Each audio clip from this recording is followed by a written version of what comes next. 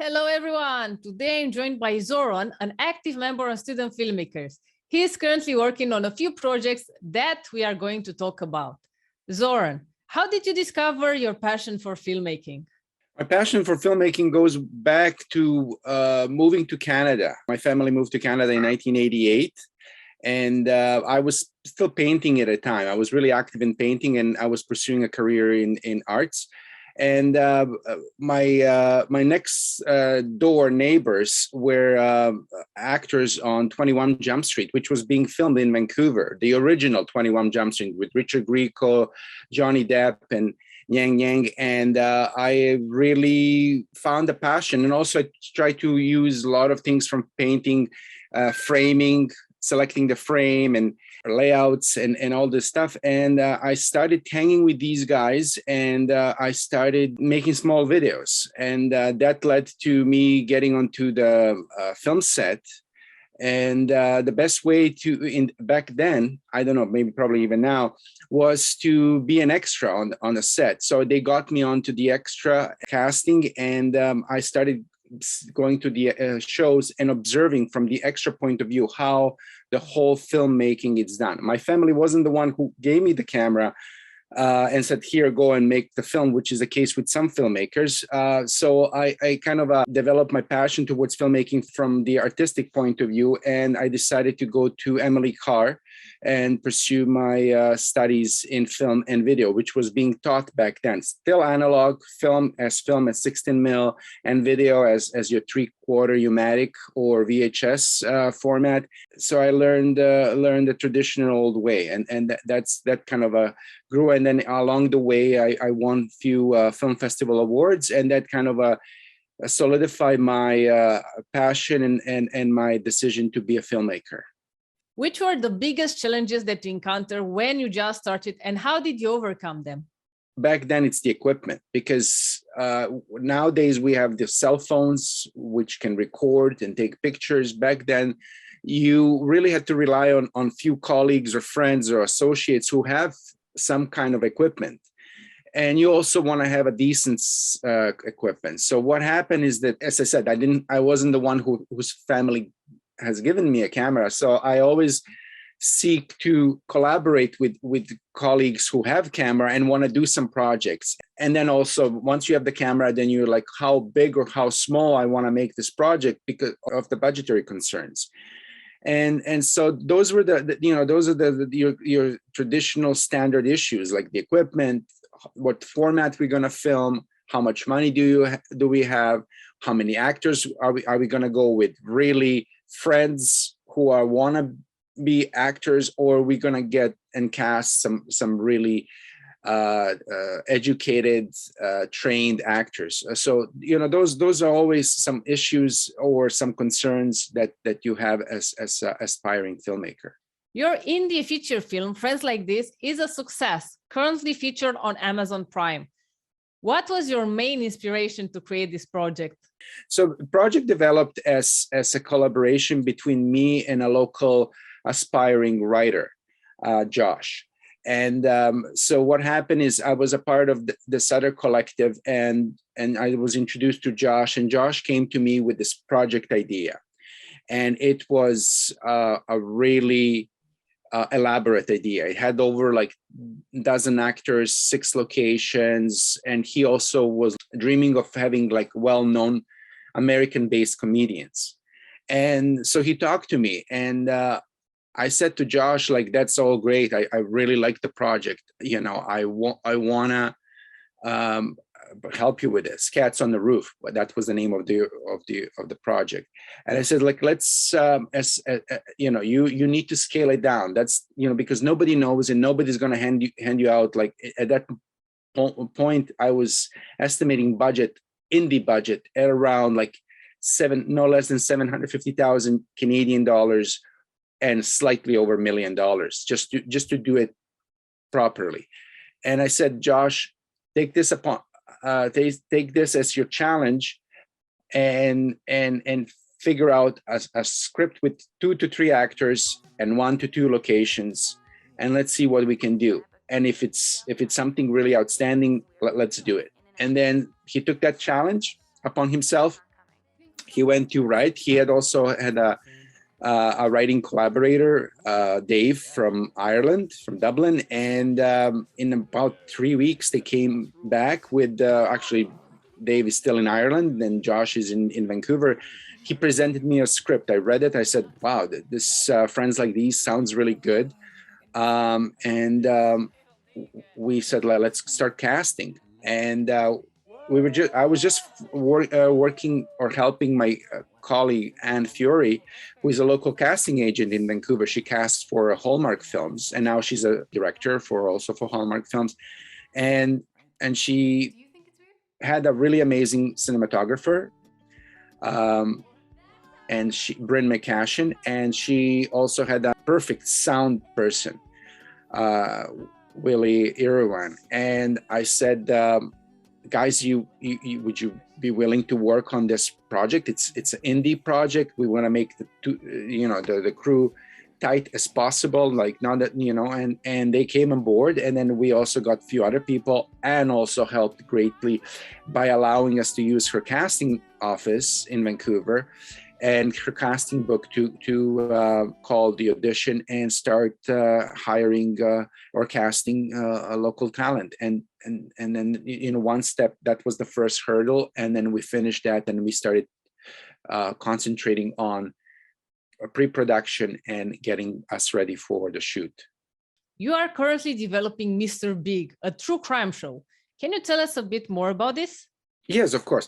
So Mr. Big it is still an active RCMP, Royal Canadian Mounted Police, tactic. A policeman pretends to be a gangster to extract valuable information from a suspect.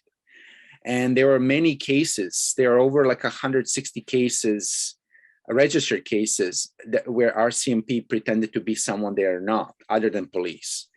And so a local newspaper editor, Fabian Dawson, mentioned it to me, and he was thinking of getting it developed or writing a book, because he broke that story nationwide in his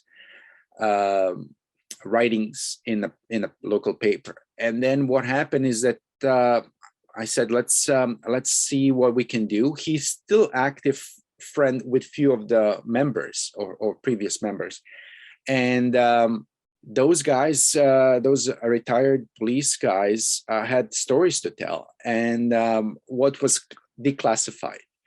And we sat down and we started writing a concept for the story. And now the biggest thing on any of the platforms, on VOD platforms like Hulu and Netflix and your Amazon, are the true crime stuff. And so we have some of the really amazing cases, some horrific cases, some really where the guys are pretending to be someone they're not, and then police comes in and then extracts the story just because they want to show off. And then they're not all Canadian stories.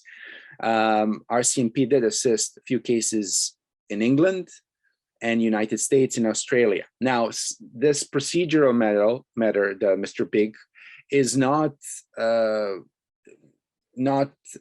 legal in some of the, because they think it's coercion of the suspect.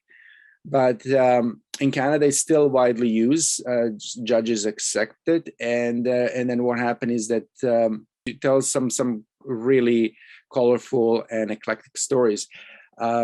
We did a sizzle reel, and now we're just like in talks with few VOD platforms just to see who is more, who with this project, where does it fit the best, which VOD platform. So we'll know something soon. Imagine thinking you found a new best friend just to have him betray you. Oh my God! Yeah, exactly. And that's the whole thing. That's the whole thing. Those police officers were sharing is sometimes it needs to build that bond. I'm not gonna go into details. There was one case, and this guy did a horrific murder in the family. And these guys could not figure it out, the police guys. So they came in with a big bag of cash, and they were counting in front of him. And then they stopped and they said, now you want to count? And he just wanted, and as he was counting, he was just like opening up and revealing all these things. And they knew by the end, when he finishes, that they should signal and get him arrested, because he confessed right there and there on the spot. And sometimes it doesn't take a lot. For some guys, you need to be in that game and play, but don't reveal yourself. That's another thing. And so yeah, it's some really, that's very difficult. Yeah, it is. And very dangerous. Like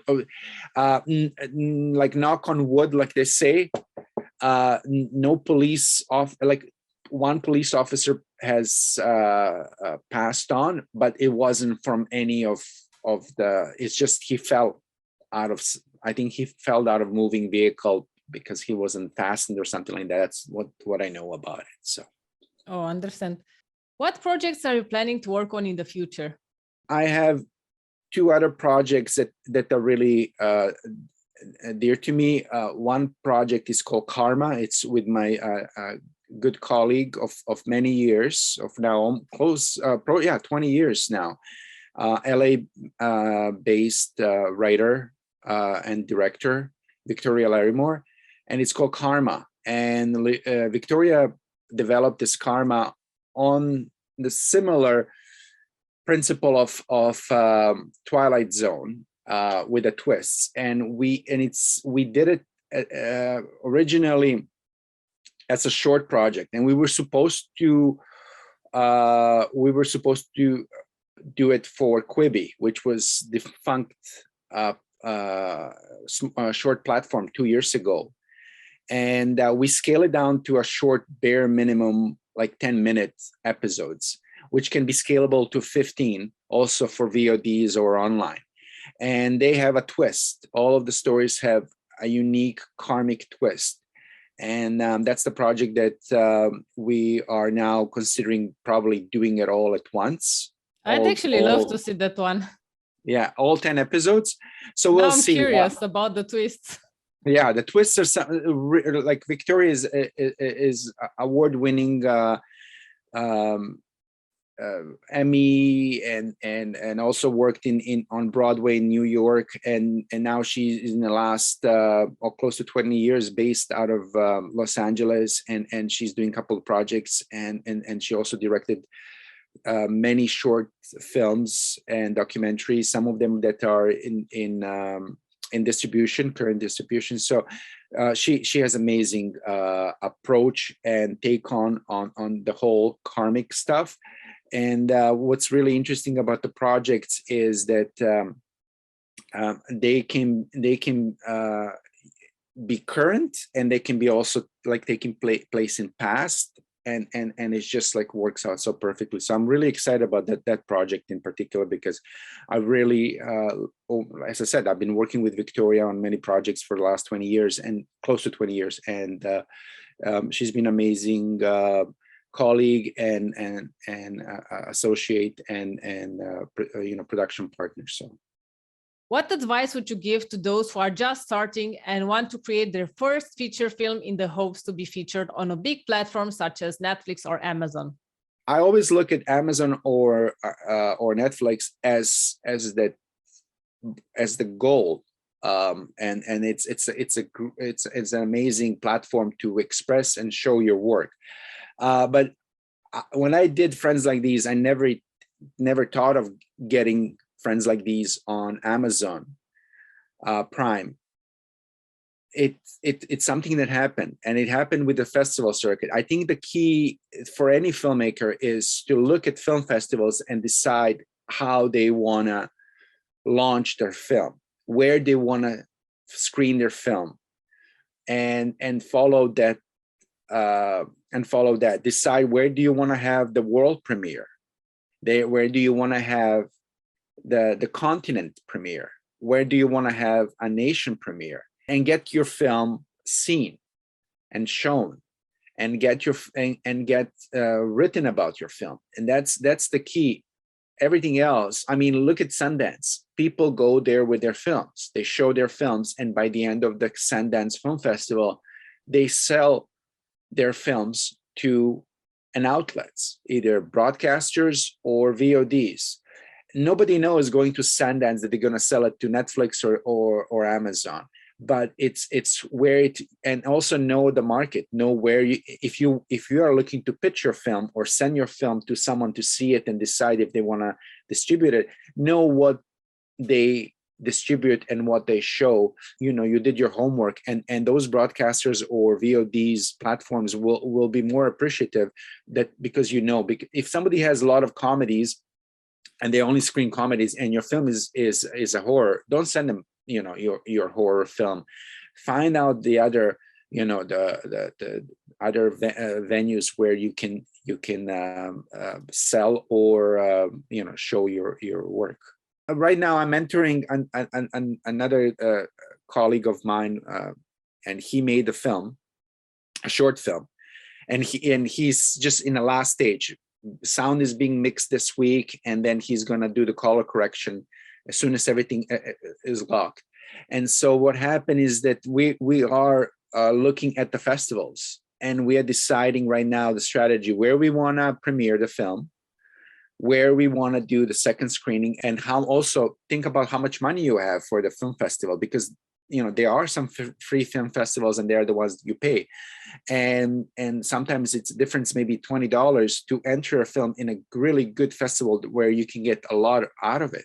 So that's another thing, is also like, I know a lot of filmmakers, we spend all the money for the production, and then, you know, we have something left for the post-production, but then also think about your other post-production, which is your distribution or getting your film out there. At least have some money for that part of or that stage, so you can cover some festivals and fees and all the other stuff that you need to do, and have a good EPK, electronic press kit, EPK.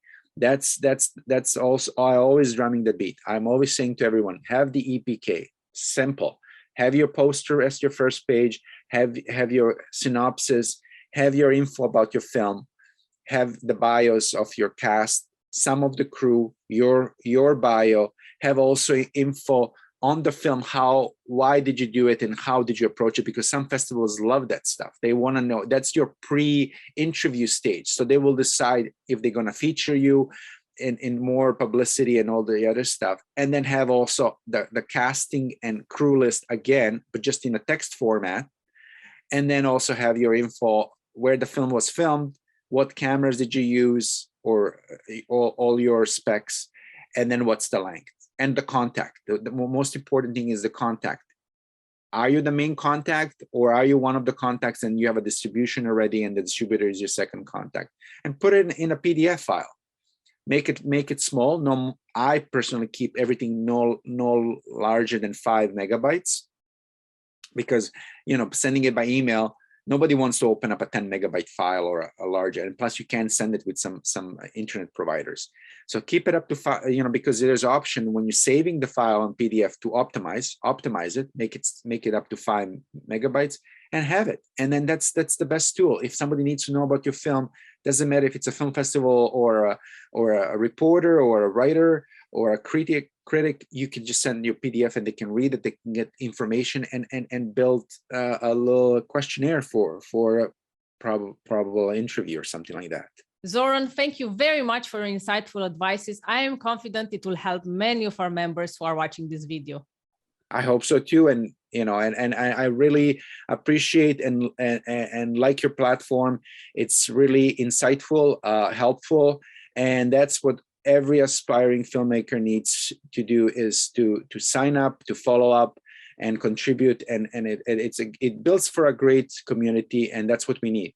We need a great, solid community, reliable community, and that's what we have with the Filmmaker.